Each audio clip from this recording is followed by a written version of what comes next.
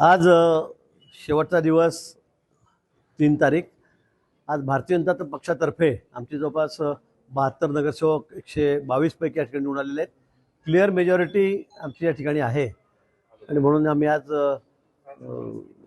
4 नावं वरती पाठवले होते प्रदेशाकडे, मान्य अध्यक्षांकडे. मान्य देवेंद्रजींशी बोलणं सुरू होतं आणि सगळ्या शेवटी अंती वरतून निर्णय आलेला आहे. त्या संदर्भामध्ये उपमहापौर म्हणून मच्छिंद्र बाळासाहेब सानप यांचा फॉर्म आम्ही भरलेला आहे आणि महापौर म्हणून या ठिकाणी हिमगौरी बाळासाहेब आहेर आडके यांचं नाव निश्चित झालेलं आहे आणि त्यांचा फॉर्म आम्ही आता भरायला सर्व नगरसेवक त्या ठिकाणी पाठवलेले आहेत. मला वाटतं तो फॉर्म आता भरला गेलेला असेल, पण हिमगौरी आडके आणि मच्छिंद्र सानप ही 2 नावं महापौर आणि उपमहापौर म्हणून आम्ही या ठिकाणी दिलेली आहेत. काय क्रायटेरिया लावणार आपण हे नाव? क्रायटेरिया काय होतं? क्रायटेरिया काय राहतो? चांगले चांगले कार्यकर्ते, चांगले नगरसेवक. कुंभमेळा यावेळेला आहे, आपल्याला सर्वांना कल्पना आहे. सगळ्या देशाचं आणि जगाचं लक्ष कुंभमेळ्याकडे या ठिकाणी आहे आणि त्यामुळे सर्व समावेशक सगळा विचार करून पार्टीने हा निर्णय घेतलेला आहे. त्यांनी सगळ्यात चांगला निर्णय घेतलेला आहे. हो, अनेक नवीन चेहरे पण होते आणि वरिष्ठांकडून असंही सांगितलं जात होतं की कुठेतरी फ्रेश चेहरा दिला जावा. मला वाटतं कुंभमेळ्याच्या बेसिसवरच या ठिकाणी थोडासा अनुभवही असला पाहिजे, महापालिकेची माहिती असली पाहिजे, हे आवश्यक होतं. नाही तर कुणाला अजून नवीन नगरसेवक आलेले आहेत आमच्याकडे तरुण खूप नगरसेवक होते. आमच्या भगिनी ज्या आहेत त्या अतिशय युवा भगिनीसुद्धा या ठिकाणी आलेल्या होत्या, पण मग त्यांना अनुभव किंवा अजून माहितीसुद्धा सभागृहात त्यांनी बघितलेलं नाही आणि कुंभमेळ्याच्या अगदी तोंडावरच अशा पद्धतीने नवीन चेहरा दिला तर अधिकाऱ्यांना किंवा मग थोडं महापालिकेत अडचण होऊ शकते अशी शक्यता आहे. आणि म्हणून मला असं वाटतं की पार्टीने हा निर्णय घेतलेला आहे. शिवसेनेने उपमहापौर पदासाठी अर्ज भरलेला आहे. शिवसेनेशी आम्ही बोललेलो आहोत. कालही बोलणं झालं. मान्य शिंदे साहेबांनाही मी फोन केलेला होता, त्यांचं माझंही बोलणं झालं. त्यांच्याकडून 2 वेळा फोन आले. इथल्या लोकल जे नेते आहेत त्यांच्याशी सुद्धा मी बोललेलो आहे. त्यांनी सुद्धा फॉर्म भरलेला आहे, पण मला वाटतं अजून माघारीला वेळ आहे, तोपर्यंत आम्ही निर्णय घेऊ.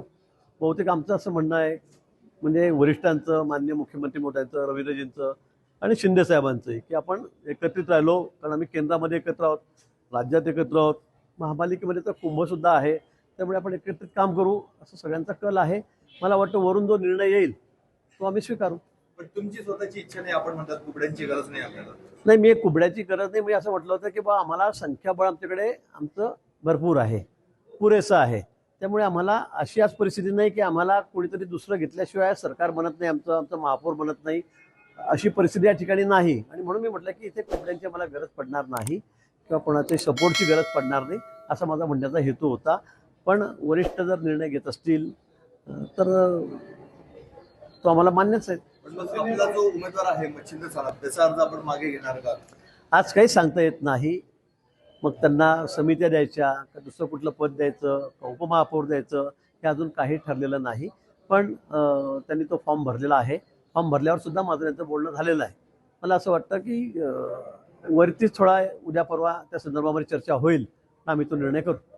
महापौर 2.5 वर्षासाठी राहील, कमी जास्त होणार. ते 40 वर्षासाठीच राहतं, त्यानंतर पुन्हा रिझर्वेशन निघेल, त्यानंतर बघ.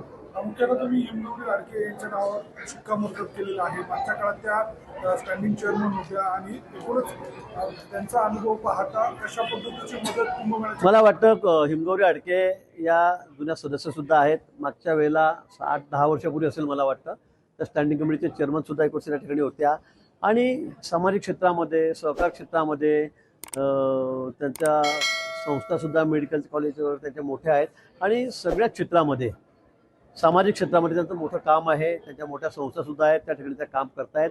त्यामुळे मला असं वाटतं की निश्चित त्यांच्या सगळ्या या कामाचा अनुभव, त्याचा फायदा महापालिकेमध्ये सुद्धा होईल आणि कुंभमेळ्यासाठी सुद्धा होईल. कुंभमेळ्याच्या अनुषंगाने अनेक ठिकाणी कामं सुरू आहेत. नाशिककरांना मागच्या काळामध्ये तुम्ही म्हटलं तर थोडा त्रास होईल, पण चांगल्या पद्धतीचे रस्ते आम्ही देऊ अशा पद्धतीनं काम सुरू आहे. आता काय 30,000 कोटी रुपयाच्या कामांची आपण सुरुवात केलेली जवळपास. आणि आता आपण बघा, शहरातले जे रस्ते आहेत, जे वारंवार त्याच्याबद्दल तक्रारी असतात, वारंवार पावसाळा आला की फक्त नाशकाच्या रस्त्यावर चर्चेचा विषय असतो.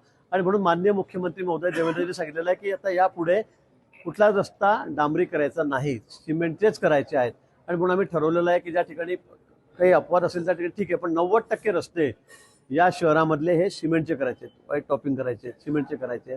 आणि म्हणून आता या पुढच्या काळामध्ये कुठे खड्डे नाशिकमध्ये पडले, कुठे त्रास होतो रहदारीला, असं होणार नाही. नाशिक शहराचा कुंभमेळ्याच्या निमित्ताने आम्हाला अतिशय सुंदर स्वच्छ करायचं आहे, सुरक्षित करायचं आहे. आधीच कायद्याच्या बाबतीमध्ये तुम्हाला माहिती आहे, हा कायद्याचा बालेकिल्ला म्हणून कसा आहे, त्याच्यावर सुद्धा आम्हाला अधिक भर द्यायची आहे. अतिक्रमणं खूप झालेले आहेत, त्यामुळे रहदारीला खूप त्रास होतोय. द्वारकेचा प्रश्न होता चौकातला, तो असेल, इंदिरानगरच्या बोगद्याचा प्रश्न होता रहदारीचा, तो असेल. हे सगळे आता आम्ही नीट करतोय, व्यवस्थित करतोय. त्या कामाला सुरुवात झालेली आहे. मला वाटतं वर्षभरामध्ये नाशिक शहरातले बहुतांशी प्रश्न या ठिकाणी सुटतील. मालेगावमध्ये काँग्रेस आणि भाजपने मिळून भारत विकास आघाडीची स्थापना केली होती आणि ते इस्लामला पाठिंबा देणार असं बोललं जात होतं. नेमकी काय वस्तुस्थिती आहे, आपण भूमिका काय? नाशिक महापालिकेमध्ये खरं म्हणजे आमच्या फक्त 18 ते 20च जागा होत्या. 2 भाग आहेत, तिथे आपल्यासमोर जाती समीकरण आहे आणि त्यामध्ये फक्त आमच्या 2च जागा निवडून आल्या होत्या, 2च नगरसेवक आलेले होते. पण त्यांना मी आधीच सांगितलं होतं की आपण 2 आपला गट वेगळा करायचा आहे, कुणाशी आपल्याला कोणासोबत जायचं नाही. पक्ष जो निर्णय देईल तो आपल्याला घ्यायचा आहे. परंतु कोणीतरी सांगितलं की गिरीशभाऊंशी बोलणं झालंय, इकडे बोलणं झालंय आणि आपण काँग्रेसबरोबर गट करायचा आहे, आणि म्हणून त्यांनी तसा अर्ज दिलेला होता. पण मला जसंही माहिती मिळाली तसं मी कमिशनरलाही सांगितलं होतं की तसं तुम्ही दाखल करू नका. तोपर्यंत तो दाखलही झालेला नव्हता आणि मग मी लगेच नगरसेवकांना सूचना दिली आणि ते पत्र आम्ही विड्रॉल केलं. आता आमचा गट त्या ठिकाणी स्वतंत्र आहे, आम्ही कुणाबरोबरही त्या ठिकाणी नाही. संजय राऊत यांनी अत्यंत धक्कादायक विधान केलेलं आहे. अजितदादांचा मृत्यू हा ऑपरेशन लोकसचा एक भाग होता. जो भाजपच्या विरोधात बोलतो तो तुरुंगात जातो, नाहीतर त्याचा मृत्यू होतो असं ते म्हणतात. मला वाटतं इतका गंभीर विषय असताना संजय राऊतांनी असं का बोलावं आणि प्रत्येक बाबतीमध्ये आपण इतकं टोकाचं इतकं घाणेरडं बोललंच पाहिजे का? मला वाटतं हे फक्त विकृत माणूसच करू शकतो. ही विकृती आहे आणि छोटी मोठी विकृती नाही, मला वाटतं ही अतिशय मोठी विकृती आहे. आज अख्खा महाराष्ट्र त्याच्यावर काय दुःख कोसळलेलं आहे, त्यांच्या परिवारावर काय दुःख कोसळलेलं आहे. स्वतः पवारसाहेब म्हणतात की ॲक्सिडेंट आहे. मला कळत नाही, त्या माणसाने पार्लमेंटमध्ये सुद्धा हा विषय मांडला, राज्यसभेमध्ये सुद्धा त्यांनी हा विषय घेतला की हा घातपात आहे म्हणून. मला खरंच यांचं आता क्यू करावीशी वाटते त्यांच्या डोक्याची. पण मला असं वाटतं की विकृत माणसाची क्यूही का करावी, ही विकृतीच आहे, दुसरं काहीच नाही. त्यांना ज्याच्या ठिकाणी लोटसं दिसतं, कमळ दिसतं, तरी लोकांनी त्यांना इतका धोबीपछाड दिला, त्यांना कुठलंच ठेवलेलं नाही. मी सांगितलं होतं की यांनी फक्त मला एक महापालिका निवडून आणून दाखवावी. माझ्या प्रत्येक भाषणात बघा, तुम्ही माझ्या सगळ्या बाईटमध्ये बघा, मी सगळ्या ठिकाणी सांगितलं की यांनी 29 पैकी फक्त एक महापालिकेमध्ये त्याचा महापौर बसून दाखवावा. एकत्र झाल्यात ना तुम्ही दोन्ही मिळून एक ठिकाणी बसलात, बसला का कुठे तुम्ही तपासून बघा, नाही बसला. मग तुम्ही अशा विकृत बोलतात, इतकं घाणेरडं बोलतात, लोकांचा तुमच्यावर विश्वासच कसा राहील? लोक तुम्हाला तुमच्या पक्षाला विकृत समजायला लागलेले आहेत आणि म्हणून त्याचे परिणाम तुम्ही भोगतात. तरी पण रोज सकाळ झाली की तुम्ही काही ना काही तुमचं वाटेल तसं बरडतात. मला वाटतं हे अतिशय अशोभनीय आहे. अजितदादांनी 100 कोटी रुपयांची एक फाईल वर काढलेली होती आणि म्हणून 10 दिवसामध्ये त्यांचा अपघात झाला असं एक तर्क ते लावत आहे. मी तेच सांगतोय, ही विकृती आहे, ही विकृतीच आहे. विकृतीशिवाय काहीच म्हणता येणार नाही आणि म्हणून त्यांची ही परिस्थिती झालेली आहे. उद्धवजींनी खरं म्हणजे अजूनही सांभाळलं पाहिजे. हे असे सगळे हे जे बोलबच्चे नाही त्यांना बाजूला केले पाहिजेत. अन्यथा यापेक्षाही म्हणजे आता काय काय परिस्थिती काय राहिली आहे. 29 महापालिकेपैकी एक महापौर तुमचा होत नाही, एक महापालिका तुमच्या ताब्यात येत नाही. आम्ही एक झालो काय झालं लोकांना माहीत आहे. तुमच्याकडे असे पोपटपंची करणारे लोक आहेत, त्यामुळे तुमच्या पक्षावर कोणाचा विश्वासच राहिलेला नाही. तुम्ही एकदा सगळी माहिती घ्या, एकदा याच्यावर अभ्यास करा सगळ्या गोष्टींचा की आपण इतके मागे का गेलो. काहीच नाही.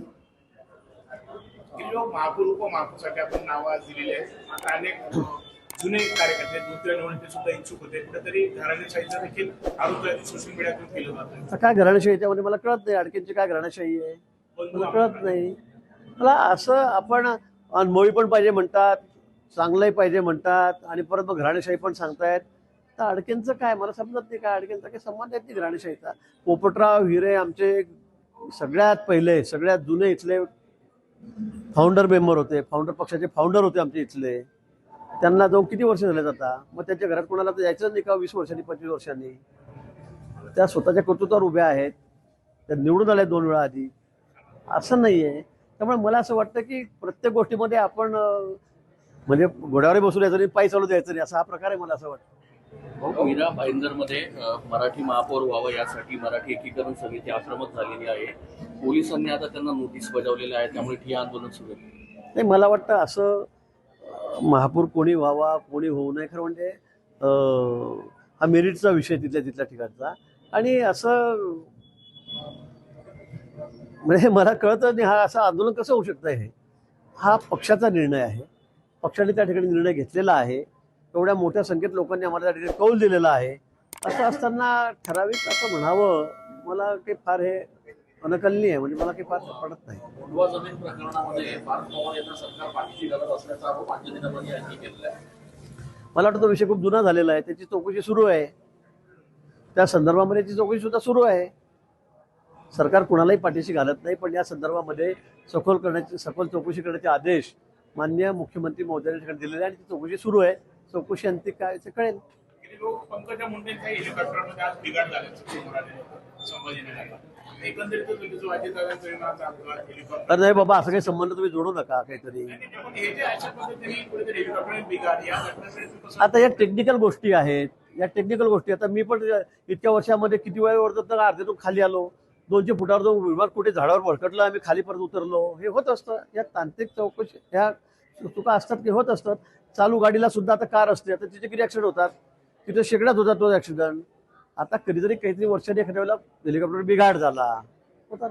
मुख्यमंत्री महोदय देवेंद्रजी म्हणजे हेलिकॉप्टरमध्ये असं विमान असं किती वेळा बिघाड झाले असतील आपल्यालाच माहिती आहे. कधी कधी शेतामध्ये हेलिकॉप्टर उतरायला लागले तर त्यात काही घातपात असतो का. मग मला उगाच काहीतरी कुठलाही तुम्ही संजय राऊतांचा ऐकून काही फार असे विषय सिरियस घेऊ नका. हो बाबा, हे घे रे बाबा तुझं. फक्त अशी भेट देऊ का काय? की पक्ष माझा नक्कीच पुढे